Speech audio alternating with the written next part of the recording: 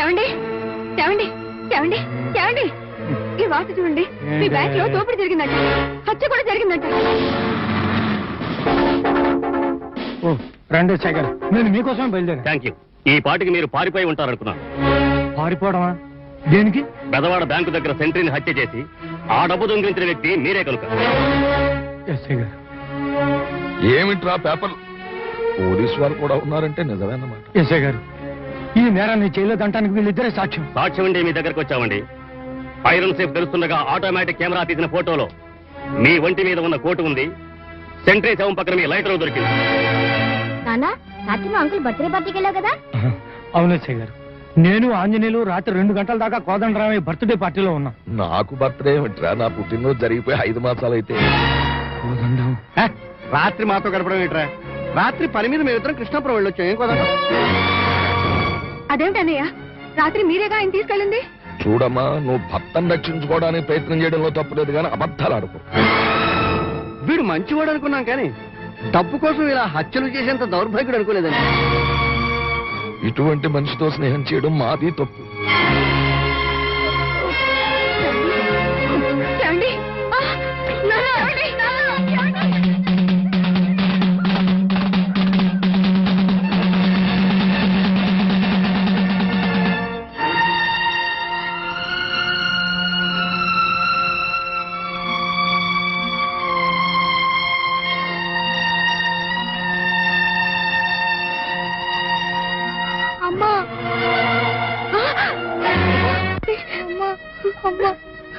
అమ్మా అమ్మా, చెల్లై తినడానికి ఏమన్నా తీసుకొస్తాను.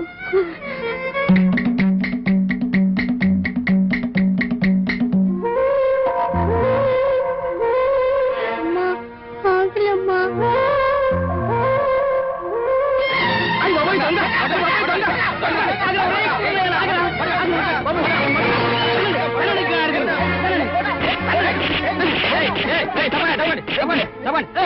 ఏం జరిగింది? వీడు లేడు, వీడు దొంగతనం చేసి పారిపోతున్నాడు సార్. ఎరా, అప్పుడే దొంగతనం మొదలు పెడతావా? రాస్తా. అలా నేను దొంగనయ్యాను. అమ్మ చెల్లి ఏమయ్యారో తెలియదు. అయినా వాళ్ళని తలుచుకుంటూ పెడుతున్న కన్నీళ్లలోనే నేను కసిని పెంచుకున్నాను. ఏ డబ్బు కోసం వాళ్ళిద్దరూ మా కుటుంబానికి ద్రోహం చేశారో ఆ డబ్బును వాళ్ళకు దూరం చెయ్యాలనుకున్నాను. అందుకే ఘరానా దొంగగా చలామణి అవుతున్న కోదండరామయ్య డబ్బు నేను దొంగిలిస్తున్నాను. అతని కూతుర్ని ప్రేమించి నా దాని చేసుకుని ఆ కోదండరామయ్య కన్నేళ్లతో నా కాళ్ళు కడిగించుకున్నాను. రావయ్య ఆంజనేయులు, రా రా రా రా. ఏమిటి మా ఆంజనేయులే? అవునయ్యా, ఆంజనేయులే, నీ ఆంజనేయులే.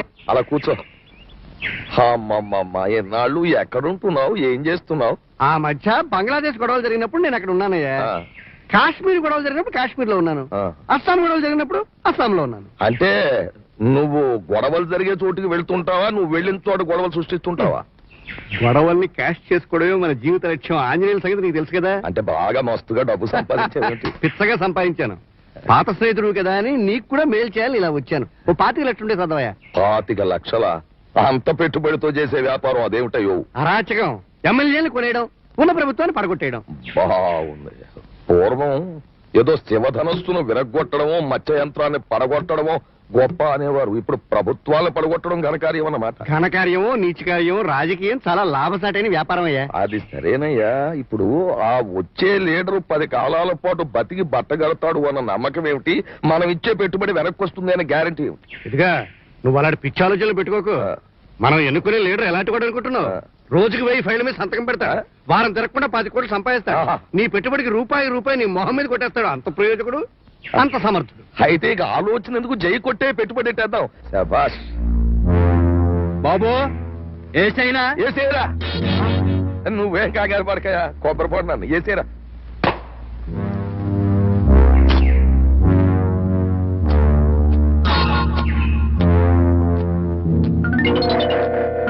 అదేమిటయ్యా అలా చెక్కుతున్నాడు? అదే, వాడు మందుచ్చుకోకుండా నిద్రన్నా పోగలడు కానీ మద్ర చేయకుండా మంచినీడు కూడా తాగలేడు. మా అట్టడు వేమయ్యా రామసుబ్బయ్య. అందుకని తలకాయలు దొరికినప్పుడు ఆ కొబ్బరి బొండానికి కళ్ళు చెవులు ముక్కు అయ్యి చెక్కి గేల నుంచి బొండాన్ని నరికేస్తాడు. అదో ముచ్చడు వాడికి. ఇదేం ముచ్చడయ్యా? వీడి ముచ్చడు దొంగలతోలా. బాబు ఈ నమ్మి 25 లక్షలు ఇస్తున్నారు, తిరిగి వస్తాయంటారా? డౌటా? ఉండు తలరా చదివేస్తాం.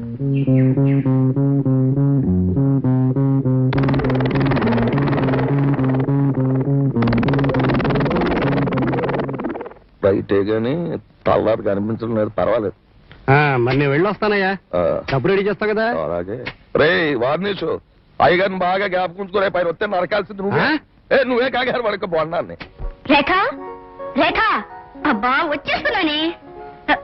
మా అన్నయ్య విశ్వనాథం ఇన్కమ్ ట్యాక్స్ ఆఫీసర్ గా పనిచేస్తున్నారు. నమస్కారం అండి. నమస్తే అన్నయ్య, ఇది కోదండరామయ్య గారి ఏకైక పుత్రిక.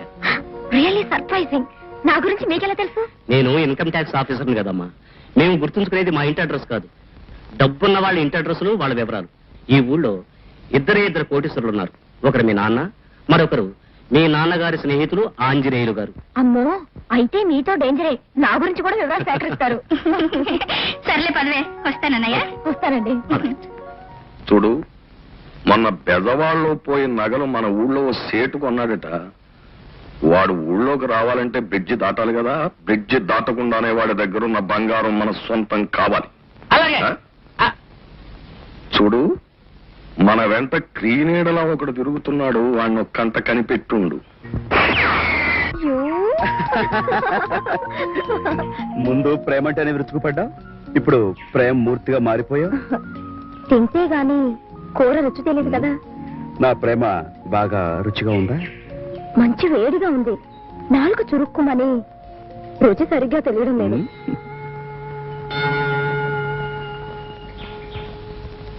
ఇంత కంగారుగా టైం చూస్తున్నావు, ఎక్కడికైనా వెళ్ళాలా? అవును, డ్యూటీకి టైం అయింది. ఏం డ్యూటీ? కొంతమంది కడుపు నిండిన మనుషుల దగ్గర పనిచేస్తారు, నేను జేబు నిండిన మనుషుల దగ్గర పనిచేస్తాను.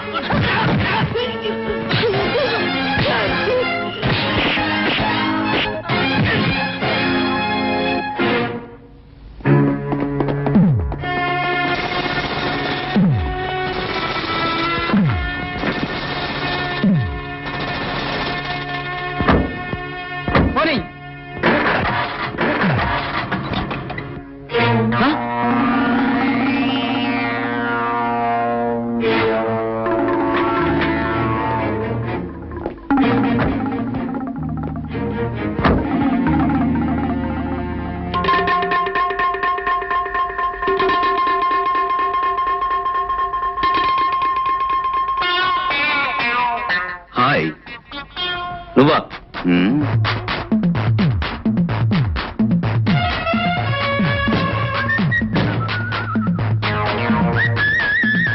వస్తా.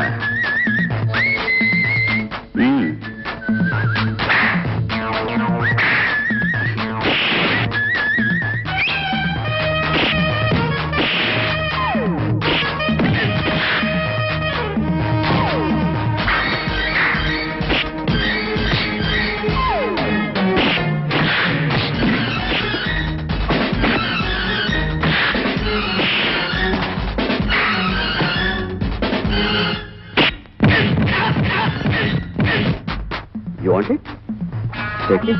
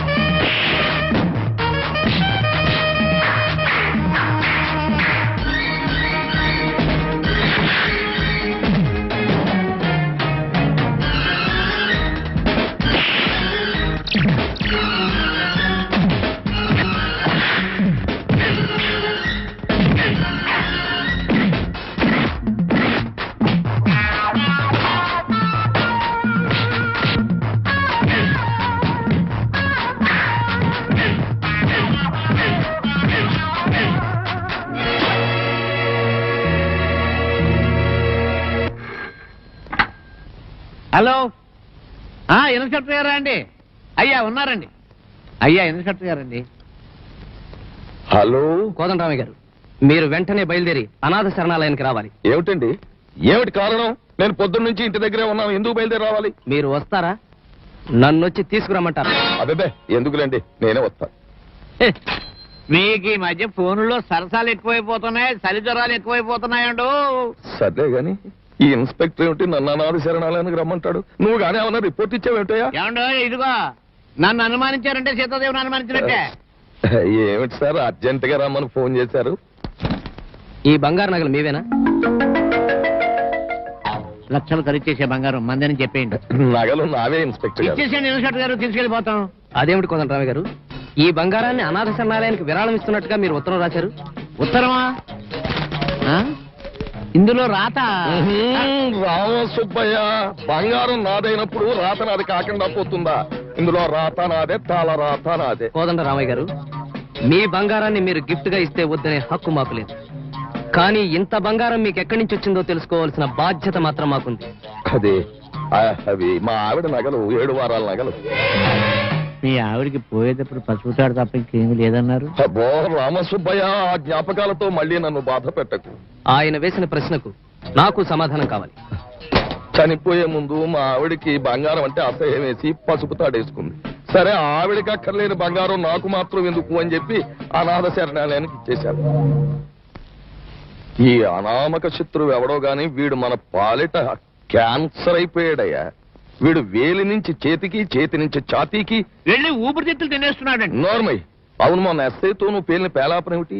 నా భార్య మెళ్ళలో పసుపు తాడు తప్ప ఇంకేమీ లేదని నా పరువు తీస్తావా? నా కర్మ, నన్ను ఏం చేయమంటారు? మన రాత్రి హరిశ్చంద్రుడు కల్లో కనపడి, ఒరే రామసుబ్బయ్య రామసుబ్బయ్య, నువ్వు నుంచి అబద్ధాలు అడగరా అని చెప్పాడండి. మరి ఏం చేయమంటారు? అలాగటయ్యా. ఆ, రాత్రి నాకో తమాషా జరిగింది. ఏమిటండి అది? మంచి నిద్దట్లో ఉండగా యమధర్మరాజు వచ్చి కోదండరామయ్య కోదండరామయ్య, ఆ రామసుబ్బయ్య ప్రాణాలు స్వయంగా నీ చేతితో పట్టుకొచ్చి ఇయ్యి అన్నాడు. సరేనని మాట ఇచ్చేసాను. మాట నిలబెట్టుకోమంటావా? బాబోయ్, వద్దు బాబోయ్, వద్దు వద్దు బాబోయ్, ఇక నుంచి మీ గురించి అబద్ధాలు ఆడతాను బాబోయ్. సరే ఊరుకో, నేను చెప్పే మాట విను. అయ్యా, అస్తమాను నువ్వు మీకేదో ఫ్లాష్ బ్యాక్ ఉంది అనేవాడు చూడు, ఆ, అది కాదు నిజం. ఆ, మనం ఇంత జాగ్రత్తగా ఉంటున్న ఆ శత్రువుగాడు ఎప్పటికప్పుడు మన మీద దెబ్బ కొట్టగలుగుతున్నాడు అంటే వాడు గొప్ప ప్రతిభావంతుడైనా అయి ఉండాలి, లేదా మన స్వజనంలోనే ఎవడో వాడుతో చేతులు కలిపి నా మీద కుట్ర పన్నుతూ ఉండాలి.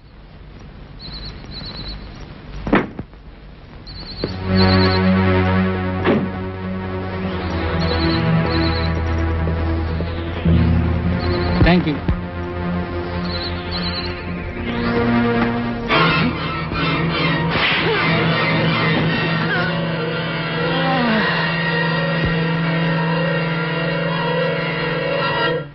ఆంజనేయులు, కాదంటావా నువ్వా? కబురు పెడితే నేనే వచ్చాను కదా. కబుర్లు చేసి కార్యక్రమాలు నడిపించడానికి ఇది ఏమైనా శుభకార్యం అటయ్యా? నల్ల డబ్బు, అందులోనూ ప్రభుత్వాన్ని పడగొట్టడానికి ఉపయోగించేది. రాజకీయాల్లో తెగింపు ఉండాలి కానీ భయం ఉండకూడదయా. మొత్తం మీద మన దగ్గర 60 లక్షలు క్యాష్ ఉందన్నమాట. గట్టిగా అనకయ్యా, ఇన్కమ్ ట్యాక్స్ వాళ్ళు వింటే ఈ సొమ్ము తీసుకెళ్లి ప్రభుత్వ ఖజానాలో పనికిరాని ఎరువుగా మారేస్తారు. మరి నేను వస్తాను. ఉండవయ్యా, కాఫీ గట్రా పుచ్చుకోకుండా. ఏమీ అక్కర్లేదు, తాగొచ్చాను. Hello, ITO Vishwanath speaking. మీరిప్పుడు వెంటనే వెళ్లి ప్రముఖ రాజకీయవేత్త ఆంజనేయులు ఆఫీసును చెక్ చేస్తే మీకు 60 లక్షల క్యాష్ దొరుకుతుంది. పాపిస్ట్ సొమ్ము. హలో హలో హలో,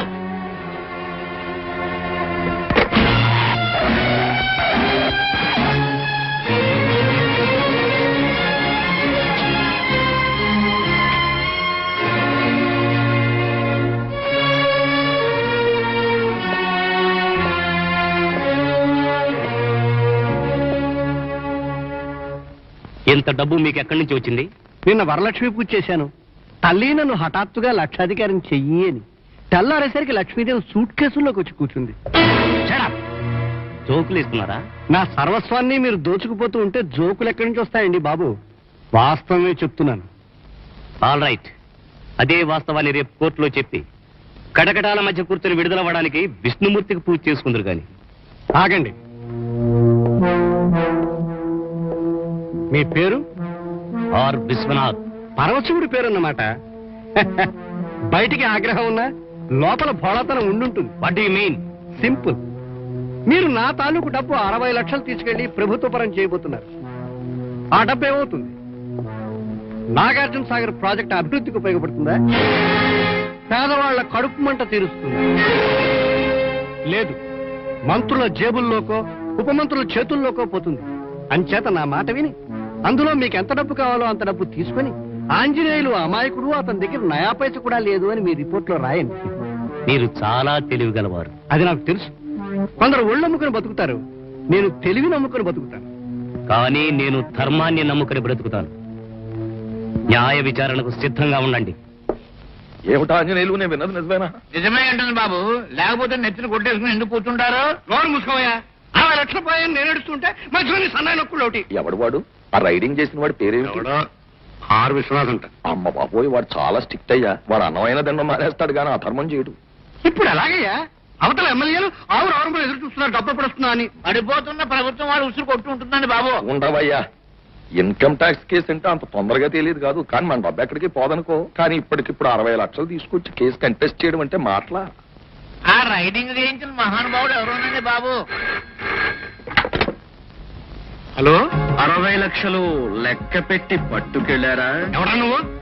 మీ మూలంగా చనిపోయిన బెజవాడ బ్యాంక్ మేనేజర్ చంద్రశేఖరరావు ఆత్మని. కొంపదీసి ఆ చంద్రశేఖరరావు ఆత్మ కాదు కదా?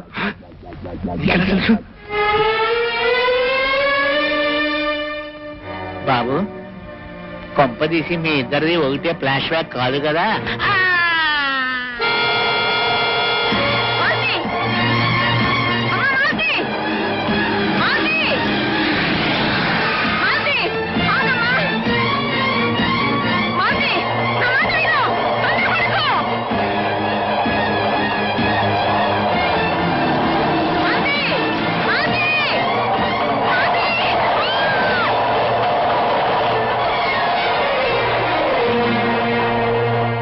జీవితానికే కానీ మనసుకి పేదరికం లేదని ఒక వ్యక్తిని ప్రేమించింది. పెళ్లి జరగదు అని తెలిసి ఇప్పుడు ఆత్మహత్యకు పూనుకుందన్నమాట. అంత మనసు లేని వాడిని ప్రేమించడం దేనికమ్మా? అతను నన్ను పెళ్లి చేసుకోవడానికి ఇష్టపడుతూనే ఉన్నాడు. మరి ఆ కుర్రాడు మేనమామ ఉత్తరం రాశాడు నాయన. అతను తన కూతుర్ని పెళ్లి చేసుకోబోతున్నాడని అతన్ని మర్చిపోమని రాశాడు. అది చూసి ఈ పిచ్చి పిల్ల ఆత్మహత్య చేసుకోబోయింది. ఎవరతను? రవి, సబ్ ఇన్స్పెక్టర్ గా పనిచేస్తున్నాడు. Welcome inspector. మాలతికి ఎలా ఉంది? మనసు గాయపడింది, మనిషికేం కాలేదు. నువ్వెవరు? నా వివరాలకు ఇక్కడ విలువ లేదు ఇన్స్పెక్టర్. తప్పు చేసిన వాడిని స్టేషన్ పిలిచి నిలబెట్టవలసిన మీరే ఈ రోజు తప్పు చేసి మా ముందు తల ఉంచుకునే పరిస్థితి ఎందుకు తెచ్చుకున్నారో మీరే వివరించాలి. ఏం వివరాలు కావాలి మీకు? పాయింట్ నెంబర్ 1, అసలు పోలీసులు ప్రేమించొచ్చా? పాయింట్ నెంబర్ 2, పెళ్లి కాకుండా ఒక ఆడపిల్లతో పరిచయం పెంచుకోవచ్చా? పాయింట్ నెంబర్ 3, అసలు మీరెవరు? ఈ వివరాలన్నీ మీకెందుకు? ఆపదలో ఉన్న ఆడపడుచులకు అన్నను కావాలన్న నా కోరిక. మాలతికి అన్నయ్యనే అనుకోండి. అయితే నా సమాధానం వినండి. పెళ్లి చేసుకోవడానికి అర్హతలున్న పోలీసులు ప్రేమించడంలో తప్పు లేదు. పెళ్లి చేసుకోబోతున్నాను కాబట్టి చనువుగా తిరిగిన నష్టం లేదు. అయితే ఈ ఉత్తరం ఏమిటి? మీ నోటితో చేసుకోలేను అని చెప్పలేక మీ మావయ్యతో ఈ ఉత్తరం రాయించారా? తన కూతుర్ని మీరు పెళ్లి చేసుకోబోతున్నారని ఈ ఉత్తరం రాయాల్సిన అవసరం ఎందుకు వచ్చింది? అది ఆయన వ్యక్తిగత స్వార్థం కావచ్చు. ఆయన కాదన్నా మీరు మాలతిని పెళ్లి చేసుకుంటారా? ఎవరు కాదన్నా చేసుకుంటారు. చాలా సంతోషం బాబు, వెంటనే పెళ్లి ఏర్పాట్లు చేయిస్తాను. తొందరపడకండి దుర్గమ్మ గారు. వాళ్ళ మామగారితో మనం మాట్లాడాకే నిర్ణయించుకుందాం. అలాగే బాబు.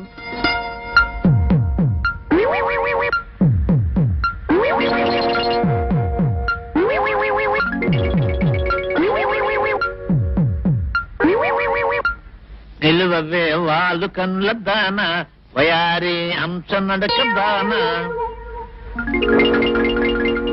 ఎంత వింత సొగసులో ఇంత లేత వయస్సులో